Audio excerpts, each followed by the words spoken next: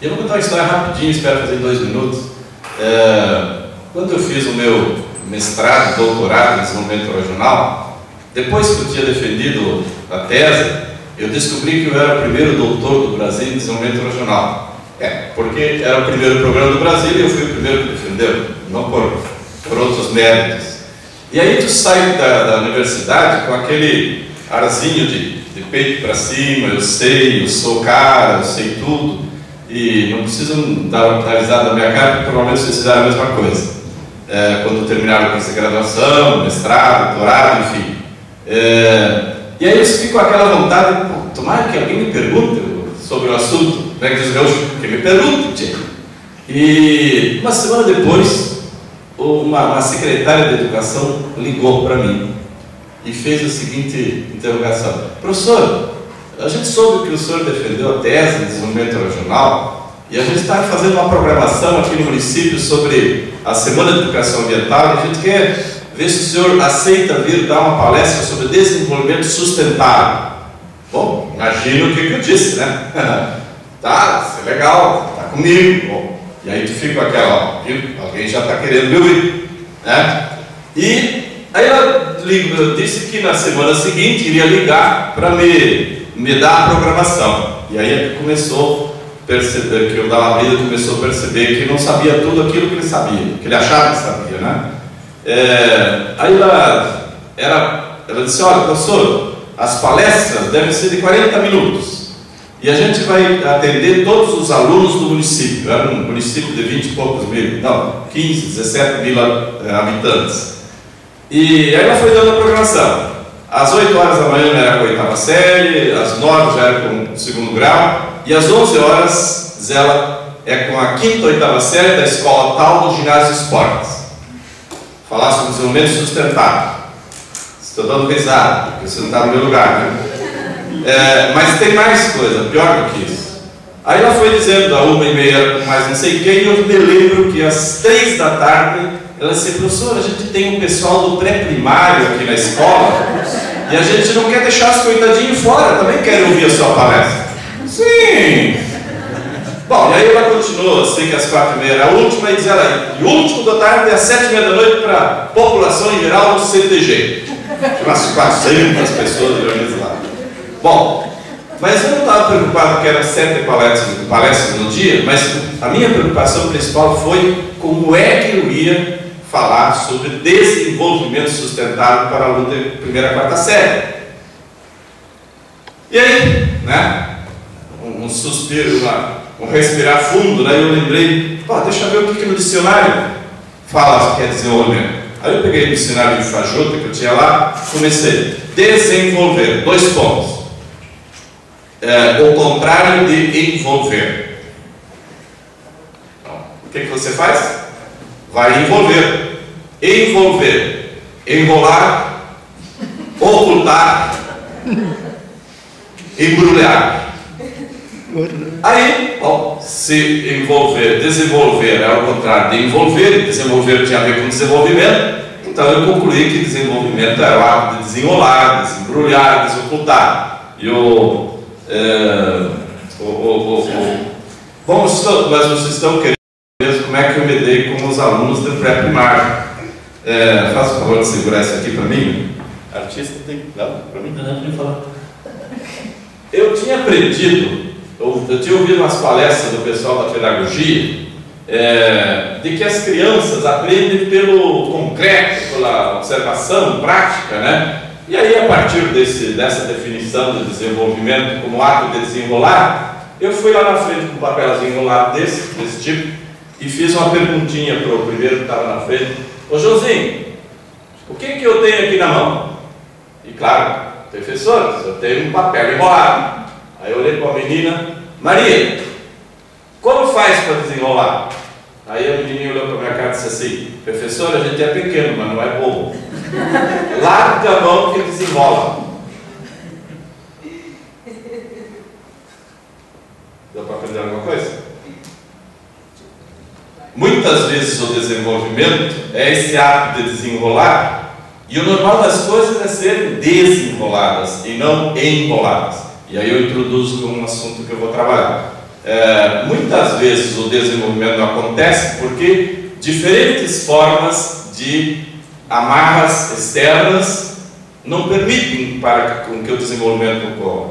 E o meu tema de fala aqui é mais uma provocação. Não sou especialista na área, o meu propósito é jogar para a plateia e para quem entenda mais o assunto, porque eu sou da geografia, não sou da sociologia, da filosofia, como meus colegas aqui, possam tomar isso como um tema de discussão. A formação socioespacial, padrões culturais e desenvolvimento regional. Bom, numa oportunidade, eu fiz uma abordagem sobre cultura e desenvolvimento que está no livro 1 desse seminário. O meu propósito é avançar um pouco nisso, né? E eu tomo alguns autores gaúchos, Marília Ramos e Marino, são esposo, marido e mulher, que escreveram em 2004 uma provocação de projeto de pesquisa, onde eles partem da tese que no processo contemporâneo de desenvolvimento interferem como condicionantes as configurações históricas, culturais, sociais e físico-naturais e regionais específicas de cada formação socioespacial, as quais se projetam causalmente sobre o processo de desenvolvimento regional, inclusive sobre a sua dinâmica.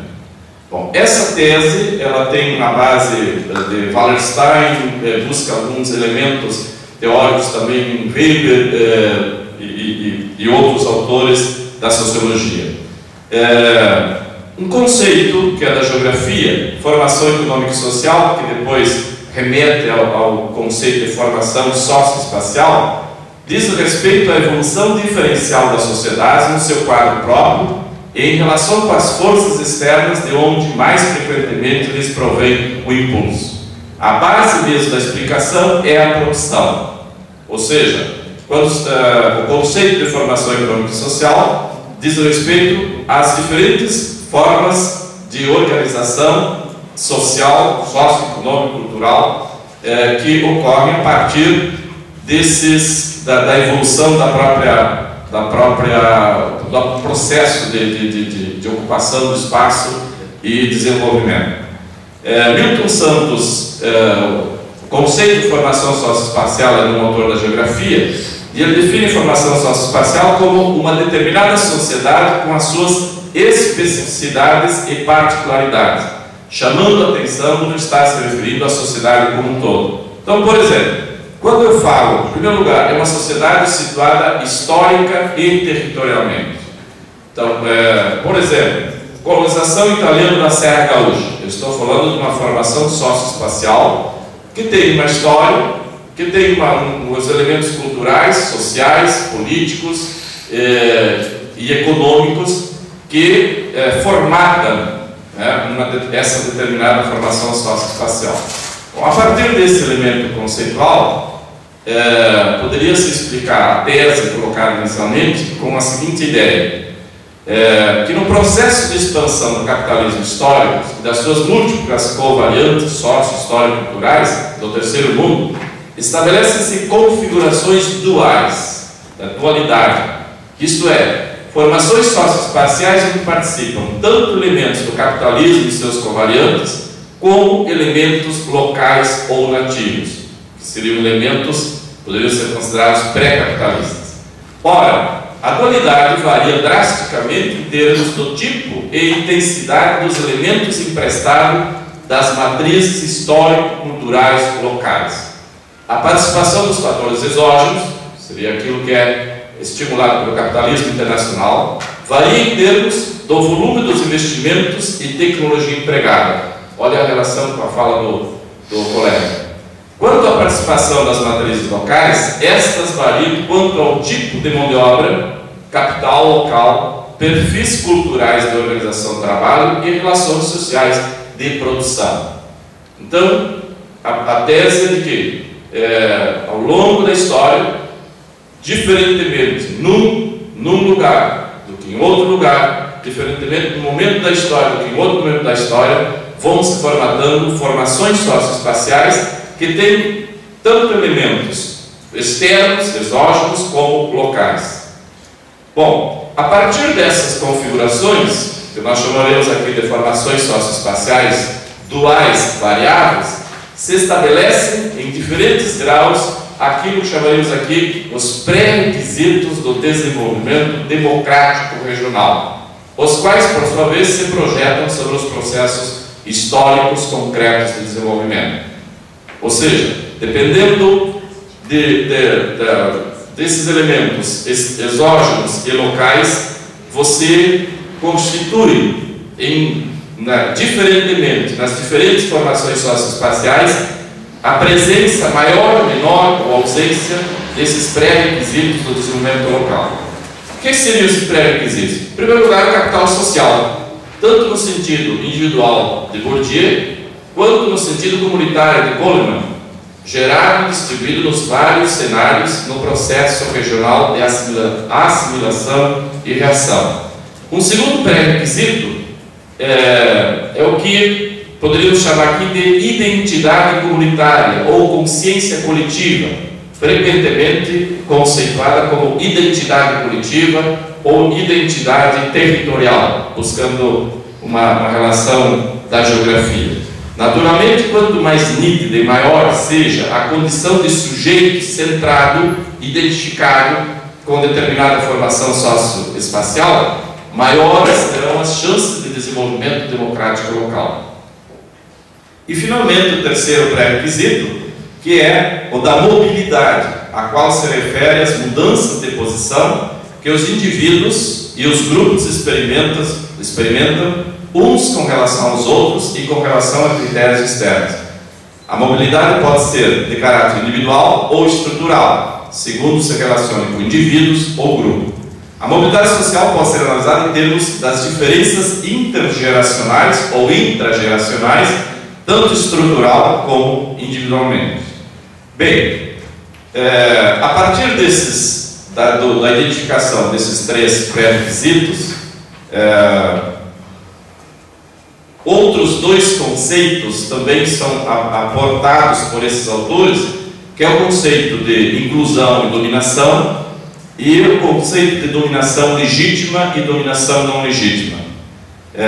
A captação da manifestação do dualismo, exclusão, que gira entre a exclusão e a dominação, nas formações socioespaciais, resultam da sua extrapolação típico-ideal weberiano, em termos das relações e exclusão-inclusão e dominação local legítima ou ilegítima.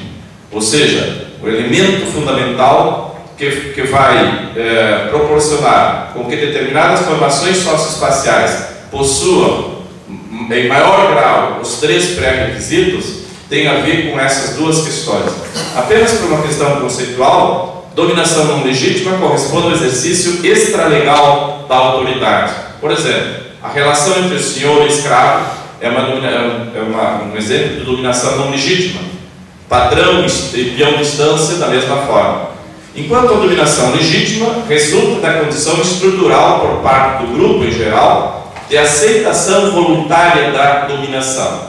Por exemplo, a relação entre patrão e empregado numa relação capitalista, na relação capital-trabalho, é um tipo de dominação legítima, porque ela é legislada, ela é autorizada por lei. A relação entre camponeses e proprietários, por exemplo, no sul, como ocorre entre pequenos proprietários da Serra Gaúcha, diferentemente da região de campanha, onde você tem a relação peão, distância e patrão, poderia também ser considerada uma forma de dominação legítima. Em termos de hipóteses, acredita-se que, naturalmente, quanto maiores forem os graus de exclusão, exploração e dominação não legítima, menores as possibilidades de se desenvolver o conjunto de pré-requisitos hipotetizados aqui como chaves para o advento de níveis mais qualificados de desenvolvimento democrático. Bom, essa me parece que é uma questão fundamental para poder se fazer uma análise comparativa da grande pergunta que está aí num livro que foi publicado no ano passado lá, pela OMC, que eu assinei, que é o livro de desenvolvimento regional, por que algumas regiões se desenvolvem e outras não. Bom, me parece que buscar essa observação, ou testar essa hipótese, traria, com certeza, algumas elucidações para a gente poder entender por que algumas regiões se desenvolvem mais que outras. Bom, aqui apenas para sintetizar o modelo conceitual, né? Já falei disso, posso ocupar o tempo para outro, né? Como é que a gente poderia trabalhar isso? Bom, os autores propõem uma metodologia da análise que corresponderia à ideia de identificar historicamente as formações socioespaciais de um determinado âmbito espacial, seja o Estado, do Rio Grande do Sul, Santa Catarina, que a gente queira analisar, estabelecer teoricamente algumas formas chaves de manifestação do dualismo, quer dizer, perceber até que ponto aqui e acolá maior dualismo ou menor dualismo está presente, identificar em cada uma das formações socioespaciais a presença relativa desse dualismo estrutural em relação às variáveis, né? Identificar em cada formação socioespacial a presença relativa dos pré-requisitos, capital social, mobilidade e dominação legítima ou não legítima, relacionar empiricamente C com D, estabelecer teoricamente indicadores socioeconômicos e relacionar empiricamente os indicadores socioeconômicos contemporâneos com os pré-requisitos. Bom, são alguns elementos que os autores indicam de como poderia se fazer essa testagem para podermos chegar a algumas considerações. Se considerarem, bom, como é que isso poderia se observar para uma realidade? Os autores fazem essa análise teórica e fazem uma análise das diferentes formações socioespaciais do Estado do Rio Grande do Sul e procurando analisar como, em relação isso, tem com o próprio processo de desenvolvimento. Bom, e eles observam que nas formações socioespaciais daquela região, na região de campanha, né, caracterizadas pela relação dono dos campos, patrão, primeiro, e antes disso, escravos, né, além dos pequenos colonos, que na maioria viviam como agregados, guerreiros, formaram-se altos graus de exclusão, exploração e dominação não legítima, além de baixo poder de mobilidade social. Logo, a possibilidade de advento de níveis mais qualificados de desenvolvimento democrático são muito menores. Bom, isso predominou na campanha gaúcha, diferentemente das regiões, por exemplo, da Serra Gaúcha, onde você tem a relação pequenos produtores, pequenos capitalistas, e que com certeza essas relações, vamos por assim, os graus de exclusão, as possibilidades de mobilidade social e a presença de formas de dominação legítima estão muito mais presentes na Serra Gaúcha do que na campanha. Bom, essa discussão ela foi feita num período em que no Rio Grande do Sul se procurava entender por que o Norte era desenvolvido e o Sul do Rio Grande do Sul subdesenvolvido, sob o ponto de vista de alguns indicadores econômicos.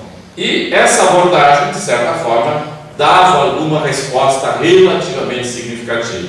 Porém, pode ser para futuras investigações de comprovação ou rejeição, diziam os autores, é possível fazer uma relação daquelas formações socioespaciais do Rio Grande do Sul com as que se formaram na chamada região do contestado. Bom, não os autores, eu estou dizendo isso.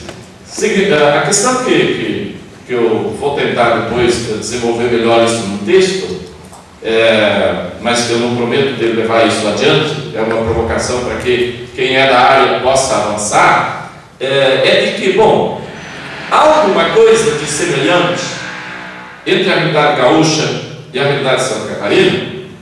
Eu diria que, em conhecendo a realidade gaúcha e agora conhecendo um pouco a realidade da região do contestado, há alguns elementos relativamente próximos, semelhantes, e que poderiam trazer algumas evidências para a gente poder entender porque algumas regiões, como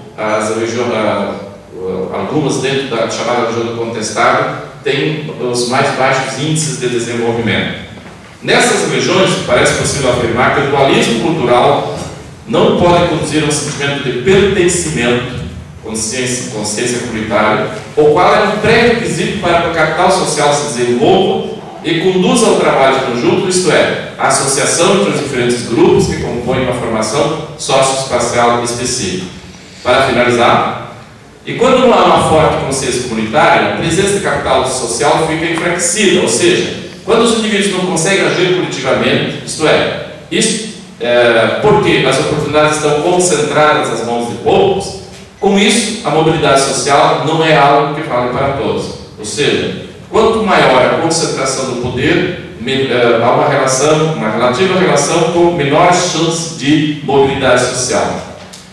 Aliado à ideia da exclusão, presente em maior ou menor grau nas formações socioespaciais, destacamos também a questão da dominação, a qual, quando não é legítima, também reforça o dualismo. Isto é, aqueles dominados são explorados e não há nenhum grau de aceitação daquela dominação. Bom, um exemplo de dominação não legítima, extrema, foi o caso dos senhores das terras com os escravos, que aconteceu no estado do Rio Grande do Sul e mais tarde na relação entre peão e dono da estância. Como questão final, no contestado, primeiro o camponês expulso das suas terras, depois a relação entre ervateiro e peões, por exemplo, por hipótese, é possível afirmar que as análises e conclusões que Ramos e Marinho referem às formações socioespaciais do Rio Grande do Sul podem ser referidas também para a realidade da região contestada. São especulações que desafiam os pesquisadores a debruçarem-se em investigações para aprofundar o entendimento e a análise sobre o tema. Sintetizando, podemos lançar como hipótese a ser testada posteriormente a ideia de que, quanto maiores os graus de exclusão, exploração e dominação não legítima, menores as possibilidades de se desenvolver a consciência comunitária, a capital social e muito menos a mobilidade social, os quais consideramos pré-requisitos ou peças chaves para o advento de níveis mais qualificados de desenvolvimento regional. Me parece que essa análise é uma análise provocativa, assim, muito exploratória, muito especulativa, né? Mas que tem como propósito nos fazer pensar, se é que a gente já não pensou nisso, né?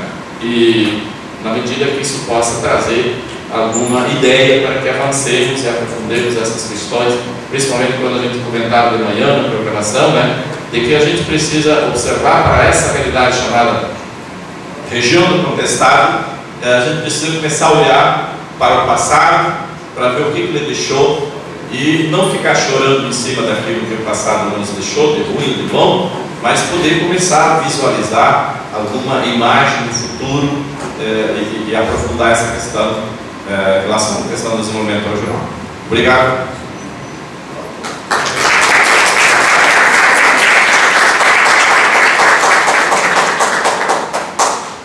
Então, obrigada pelas apresentações.